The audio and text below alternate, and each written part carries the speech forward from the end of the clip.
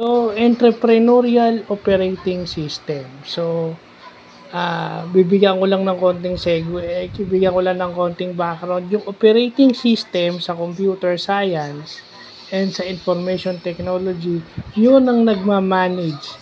It is a software or program that manages all the resources of the computer system. So, yung Windows, yung Linux, yun ang tinatawag na operating system. So, pag meron kayong hardware at iba pang mga applications, yung operating system ang nagmamanage nun. So, ita-translate lang natin sa entrepreneurship, yung entrepreneurial operating system is a set of tools that allows businesses to to make their vision clear and help businesses gain traction. So, ito yung entrepreneurial operating system. Number one, vision. Ano yung gusto ng business? Ano yung gusto nila? Maging number one sa industry. Halimbawa, di ba? Maging number one, maging rank one. Uh, um, maka makapag-serve o makapag-cater sa marami yung product nila o service nila, maka-cater sa maraming tao, maraming gagamit o maraming mga ilangan ng kanilang serbisyo. That's vision. Number two, you got to have people. Yung people is dapat minomotivate mo, nate-train sila to do their job well. Importante ang tao. Kaya yun ang sinunod sa vision kasi ang mag-execute ng vision mo is yung tao.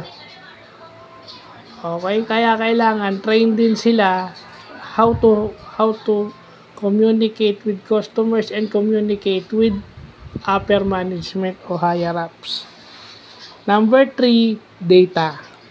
So, yung data will be found in the form of documentation. Kasi yung data, nandun na yung mga kailangan mo. Yung documentation is the precise form of data that you need. So, kumawa sa project, sa IT project, minsan kasi may mga kakilala ko na binabaliwala yung documentation. Hindi nila alam ang nagpapatakbo ng project na ginagawa nila o ng software na ginagawa nila. Whether magaling sila sa PHP, magaling sila sa Python, magaling sila sa Visual Basic, magaling sila sa programming languages. Okay, magaling kayo sa programming languages. Pero, yun kalahati lang.